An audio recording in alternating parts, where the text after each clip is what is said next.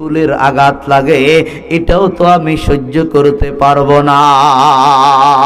উহুদের প্রান্তরের মধ্যে মহিলা যখন শয়তান একটা আওয়াজ দিয়ে দিছে, রে দুষ্ট, কাদে কুতিলা মুহাম্মদ, মুহাম্মদ নিহত হয়ে গেছে, মুহাম্মদ মারা গেছে।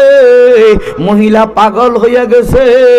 রাস্তায় চাচার সাথে দেখা, চাচা বলে, বাতিজি রে, তোমার স্বামী তো শহীদ হইয়া গেছে, তোমার ছেলে তো শহীদ হইয়া গেছে। মহিলা বলে, চাচা, স্বামীর খবর নিতে আসি নাই, সন্তানের খবর নিতে আসি নাই। স্বামী মরে গেছে, আমি শহীদের বিবি হইছি, বড় দাম। আমার ছেলে মরে গেছে, আমার শহীদ ছেলের মা হইছি, বড় দাম। কিন্তু একটু বলেন না চাচা, খবর নিতে আইছি দু জাহানের সরদার জনাবে মুহাম্মদুর রাসূলুল্লাহ সাল্লাল্লাহু আলাইহি ওয়াসাল্লাম কেমন আছে, একটু সেই খবরটা নিতে আসছি। আমার মুসলমান যুবক, আজকে নবীর সুন্নাহ তোমার কাছে ভালো লাগে না, ফেরাঙ্গির সুন্নাহ তোমার কাছে ভালো লাগে, ফেরাঙ্গির তরিকা তোমার কাছে ভালো লাগে। মহিলাকে যখন বলছে, রে বাড়িতে ফিরে যাও, আল্লাহর নবী এখনো জীবিত আছে রে, ওই মহিলা কি বলছে হাদিসের কিতাবের মধ্যে আছে গো।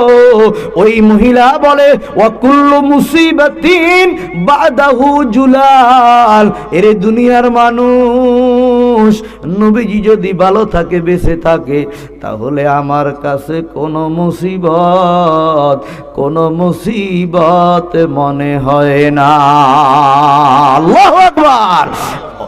আল্লাহ রাব্বুল আলামিন বলেন, ওয়ামা আরসালনাকা ইল্লা রাহমাতাল লিল আলামিন।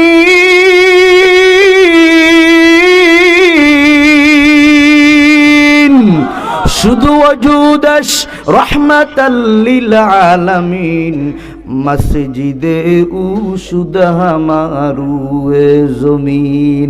তাফসিরের কিতাবের মধ্যে লেখে, লিমুমিনিহিম ওয়ালি কাফিরিহিম।